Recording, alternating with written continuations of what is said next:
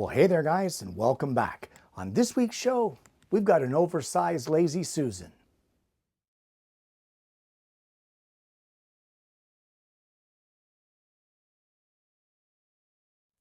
Well, in our house, we have a rather large dining table, and it was bought with the intention of whenever the kids and the grandchild and whoever comes over, we have room at the table. You put the leaf in and there's room for everybody. Everybody's comfortable.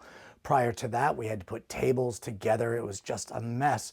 But for the most part, it's just my wife and I, and because of that, we can't reach anything. Hey, honey, can you pass the salt? That's the kind of thing that it ends up to be.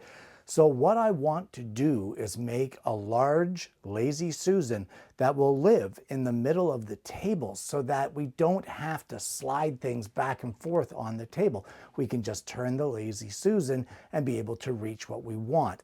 That's the idea anyway. So let's head over to the bench and have a look what I've got in mind for this project. Well, I've milled some 3/4 inch thick maple, walnut, and cherry. And guys, I'm not going to win any awards for this design because this is actually my design. So what I'm thinking is a 4-inch piece, 4-inch wide, 3-inch, 3-inch, 2-inch, 2-inch, and then 1 inches all the way down to finish it across. I need 19 inches across. I'm going to make it a circle, but I want to go walnut, cherry, maple, walnut, cherry, maple, walnut, cherry, maple, all the way across to give it a little bit of character. So I guess the first thing we're going to do is I've colored in these walnut pieces here. That's what those darker squiggle lines are. So we're going to square off one edge of the board and we're going to cut a walnut piece 4 inches, another one at 2 inches, and then 2 at 1 inch. Well, I'm barely into the build and I'm already changing dimensions. You would think that with a high quality blueprint like this, that sort of thing wouldn't happen, but it has. Instead of going with 4 inches here, I went with 3 3/4, and the second walnut piece, instead of 2, I went with 2 1/2, and then the last 2 at 1. So just a little bit of a change. You know what it's like. Us artistic people are kind of finicky this way, so it's okay. We're going to go with it. All right, so cherry is our next stock, and we're going to cut our pieces for cherry, starting with a 3-inch piece here, a 2-inch piece here, and then one 1-inch piece right there. Well, according to my fabulous plan, we have to do our maple now, and we're going to do 1 at 3-inch, and it looks like 2 at 1 inch. That's it for the maple. So I'll get those cut and lay them in place here as well. Well, I changed a couple more dimensions. The first maple board, instead of 3, I made this 2 1/2 inches. The second maple board, instead of making it 1, I made it 1 1/2. And the last one, I did make it at 1 inch, like what it calls for.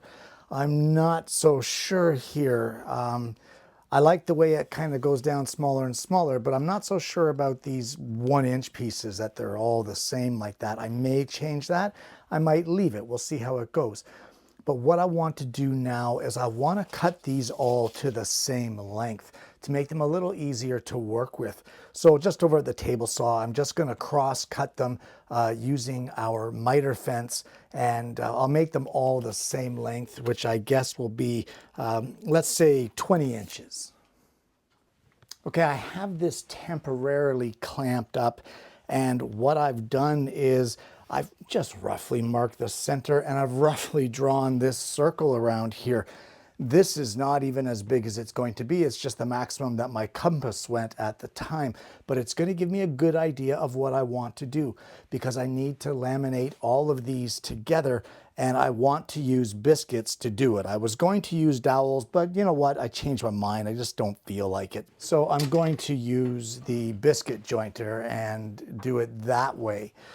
So I just want to make sure that by doing that, we're not going to have areas where our biscuits are going to interfere with the circle. Like I cut the circle and then there's a biscuit exposed. So that's my biggest concern at this point.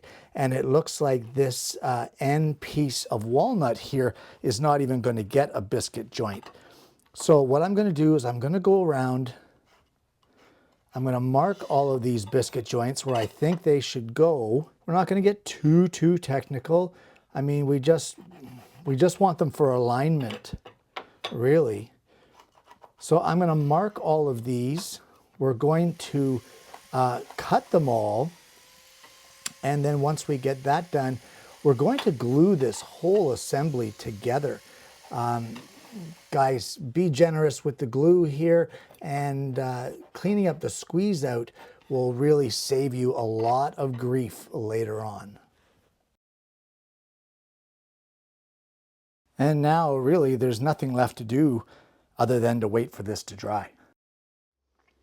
It's been a week, our glue up is dry. This is actually the bottom of our board where the clamps were, and some areas obviously were very difficult to clean up the squeeze out.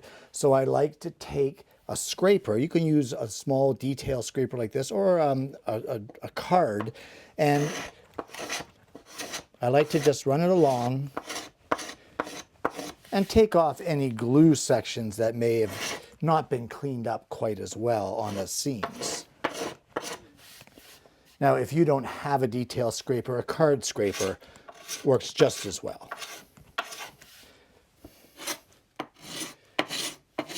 And the only reason I like to do that, guys, is that hardened wood glue is very difficult to sand.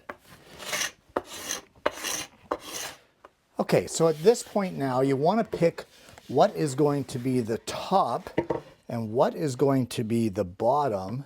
And whichever one is going to be the bottom, you want to mark the center point. And you can do that just by drawing a line from corner to corner. Well, if you haven't seen this on the show here before, where have you been? This is my circle cutting jig for the bandsaw. Guys, I'll post a link to this down below if you're interested in making one. So I have set this to be a 9.5-inch radius. That will yield us a 19-inch circle. And in that center mark that we made here on our glue up, I have drilled a 5/64 diameter hole. That matches our pin here in the center of our circle.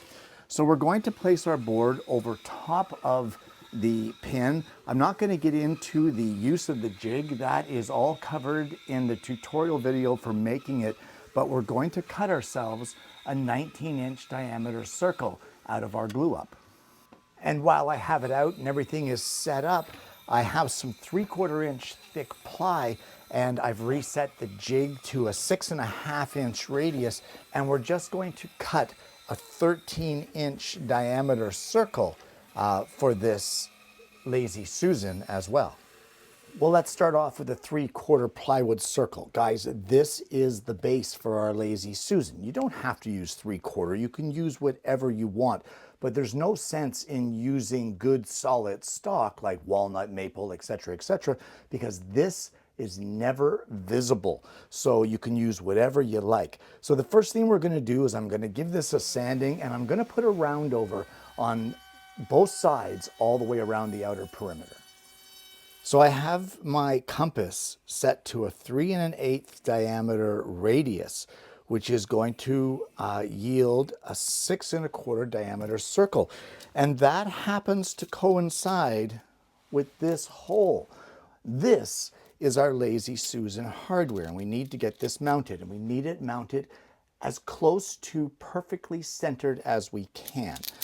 So the section with the large holes, these big holes down here, there's one here and there's one up at this end, that goes on to your base plate. That is the bottom of your Lazy Susan.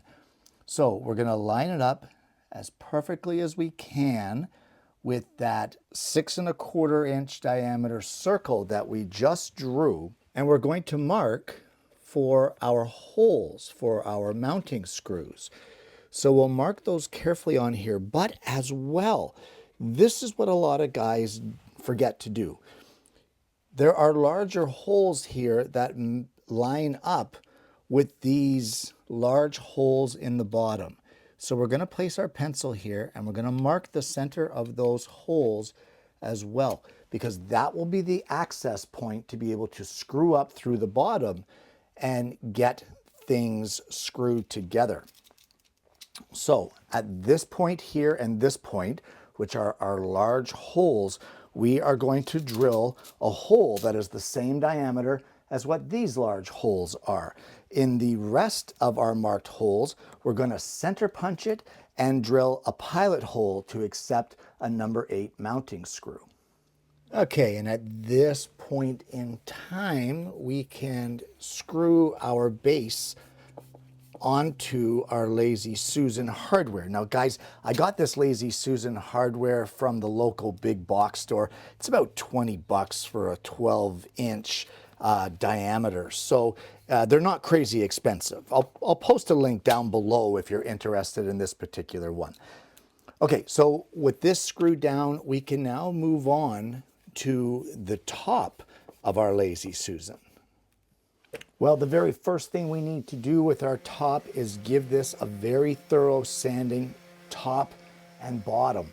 Make sure it's nice and smooth. Make sure that there are no ridges on your glue up. And once we're done that, we can do the exact same 1/8 of an inch round over all the way around on both sides of our Lazy Susan top. Just to kind of soften the profile here. We don't want it too drastic, so 1/8 should be fine. So I've sanded the entire surface on both sides to 220 grit. Guys, do not forget your edges. There's going to be saw marks from the bandsaw circle jig, so you're going to need to take those out with your sander.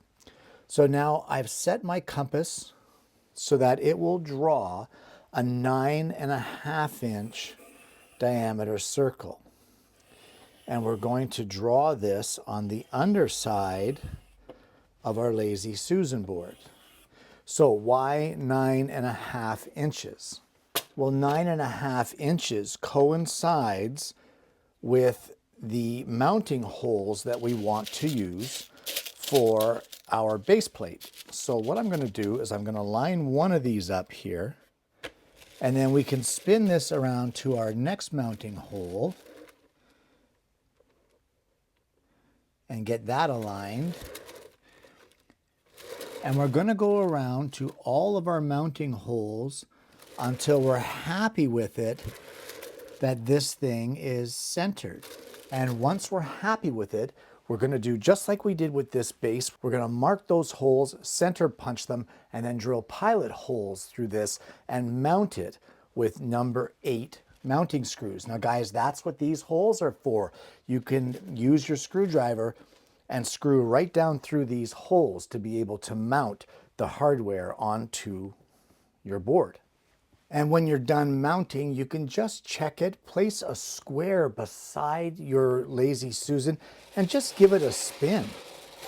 And it should be able to spin freely and not be knocking your square.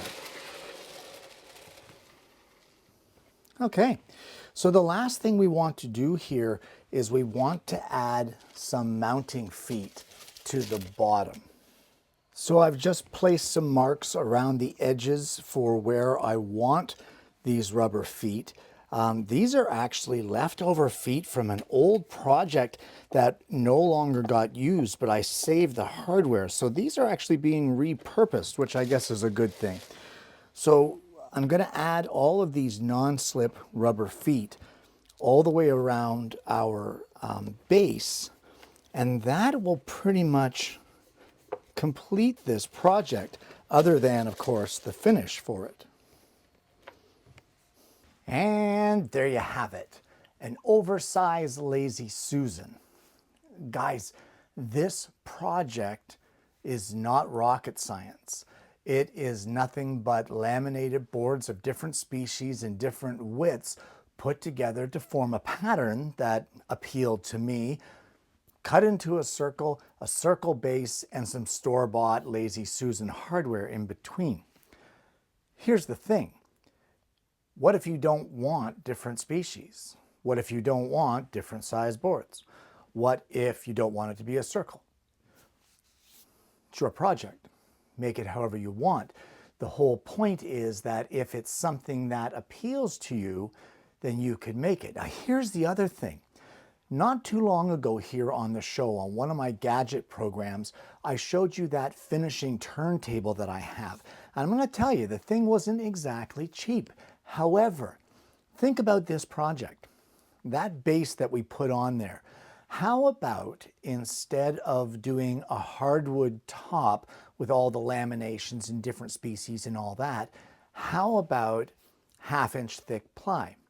And then still doing your 3/4 inch base on the bottom with that 12-inch Lazy Susan hardware. What you have done is you have created one of those finishing turntables for the price of 20 bucks for the hardware and however much you had to pay for the plywood. Chances are, if you're like me, you probably had scraps of the plywood sitting around in your shop anyway. So for the sake of 20 bucks and a couple rubber feet, you got yourself a finishing turntable, kind of like the one on the Gadget Show. So there you go. There's multi-purpose. You can either use it to reach stuff on the dining room table, like what my wife and I are going to use it for, or you can use it for finishing. Now, speaking of finish, this thing looks great as it is with just bare wood, but there's no protection there. And because we're going to be using on a dining room table, it has the potential to have food splashed on it, etc. You want to protect it. So I'm going to be hitting this with Danish oil and then multiple coats of satin finish varnish to completely seal all of that wood in. But just look at the difference the oil makes. The colors of the cherry and the walnut really come out to give you that great contrast along the board, and it really makes for a pretty eye-catching project. If it's not your thing, well, do it your way. And if this project isn't for you, hopefully you were able to take something positive away to maybe add to your arsenal of tips in your shop. Guys, I want to thank you so much for tuning in this week. If you haven't already, if you found any part of today's show fun, informative, likable, enjoyable, why not like and subscribe to the channel? We have an incredible audience base here, and I'm hoping that you're going to consider becoming a part of it. Guys, I want to thank you again for tuning in. I hope you've enjoyed the content. I hope you were able to take something positive out of today's show and maybe get a couple tips for your builds in your shop. I hope you're going to give this one a try for yourself if it's something that interests you. But more importantly, I hope you're going to join me again next week when I bring you yet another woodworking video.